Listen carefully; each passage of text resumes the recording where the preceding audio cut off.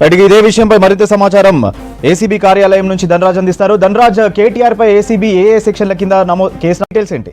ఈ formula racing వ్యవహారంలో ఇప్పటికే ఏసీబీ అధికారులు ముగ్గురు పైన కూడా కేసులు నమోదు చేయడం జరిగింది.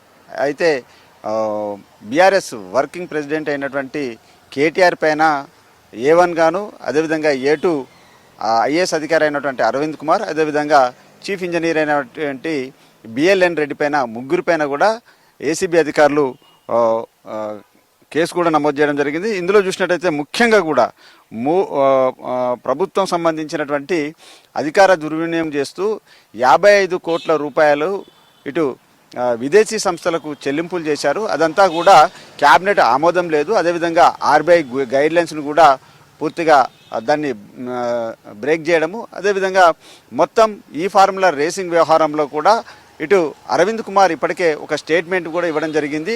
ఏదైతే 55 కోట్ల రూపాయలు కేటీఆర్ ఆదేశాల మేరకే తాను చెల్లింపులు చేశానని ఆయన గతంలోనే స్టేట్మెంట్ ఇచ్చారు. ఆ స్టేట్మెంట్ ఆధారంగా కూడా చూసినట్టయితే కేటీఆర్ ఆ 55 కోట్ల రూపాయల నిధులకు సంబంధించిన వ్యవహారం పూర్తి బాధ్యత అంతా కూడా తనదే అంటూ కూడా ఇప్పటికే ఓ స్టేట్మెంట్ ఇచ్చారు. మొత్తం ఈ అంశాలన్నిటిని కూడా చాలా వరకు రికార్డెడ్గా ఉన్నాయి. అదేవిధంగా బీఆర్ఎస్ ప్రభుత్వ హయాంలో 2023 ఫిబ్రవరి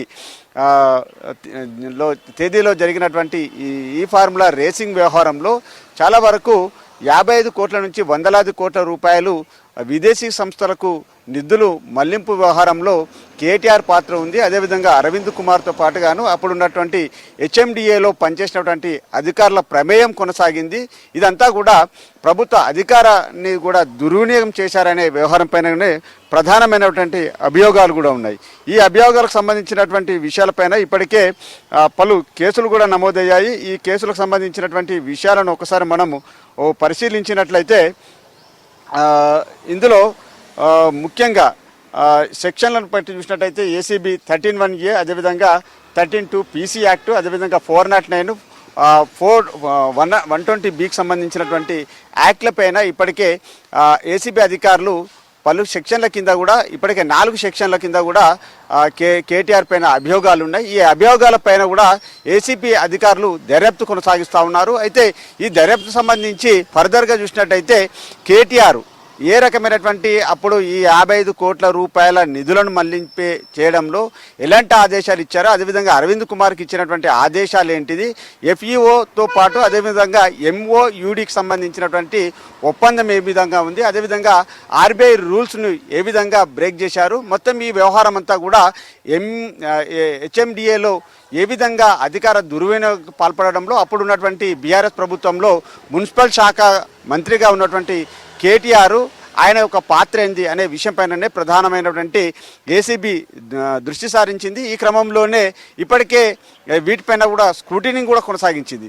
ఈ స్క్రూటినింగ్ కొనసాగినటువంటి క్రమంలోనే ఇక నోటీసులు జారీ చేసి ఆ తర్వాత కేటీఆర్ను విచారించినట్లయితే బీఆర్ఎస్ ప్రభుత్వ హయాంలో 2023లో ఈ ఫార్ములా రేసింగ్ వ్యవహారంలో మొదట జరిగినటువంటి సెషన్ సంబంధించిన వ్యవహారంలో నిధులకు సంబంధించినటువంటి గోల్మాల్ వ్యవహారంలో 55 కోట్ల సంబంధించి ఈఎఫ్ఓ తోటి అదేవిధంగా ఎంఓయూడికి జరిగినటువంటి ఒప్పందం ఏంటిది, విదేశీ సంస్థలకు అదేవిధంగా క్యాబినెట్ ఆమోదం లేకుండానే నిధులు మళ్లించాల్సినటువంటి పరిస్థితి ఏంటిది అనే విషయాలపైన కూడా ఇటు కేటీఆర్ని నోటీసులు జారీ చేసి ఆయన స్టేట్మెంట్ రికార్డ్ చేస్తారు. ఆ తర్వాత చూసినట్టయితే అరవింద్ కుమార్ కూడా ఈ వ్యవహారం కూడా అంటే ఇందులో ఆయన పాత్ర కూడా లేదు అని చెప్పడానికి కేటీఆర్ ఆ విషయాన్ని ఒప్పుకున్నాడు.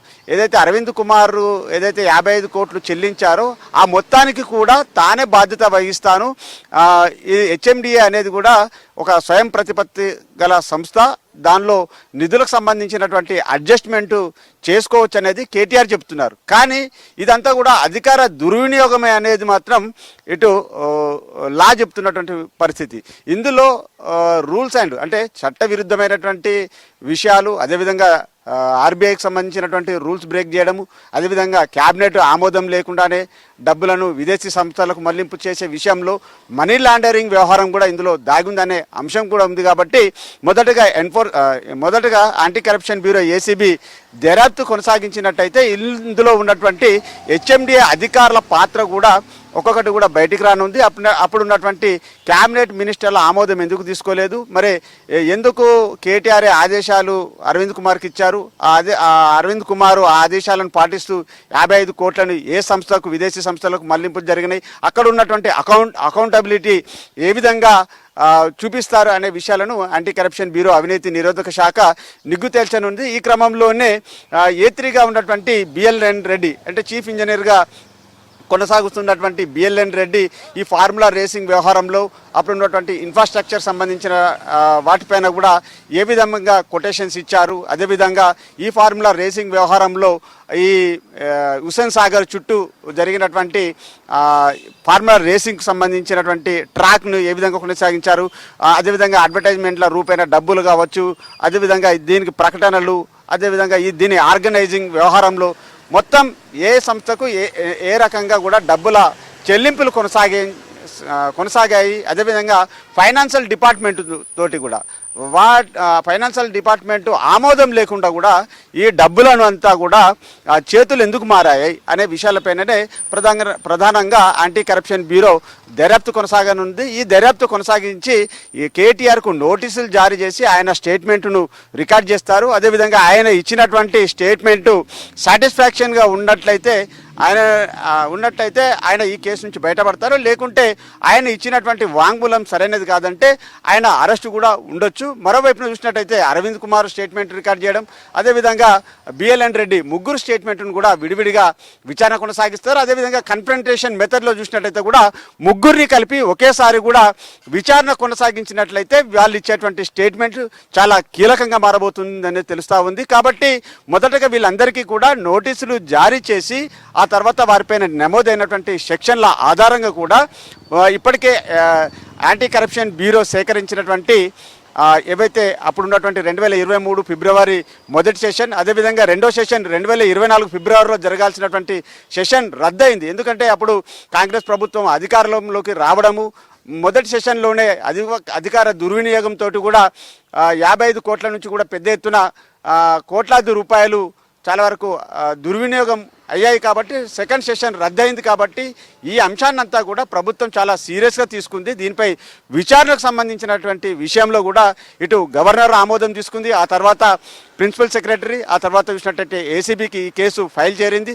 దానిపైన కూడా గత 2 రోజుల నుంచి కూడా స్క్రూటినింగ్ కొనసాగిన తర్వాత యాంటీ కరప్షన్ బ్యూరో పలు ఆధారాలను సేకరించి పలు సెక్షన్ల కింద ఇప్పటికే కేసులు నమోదు చేశారు.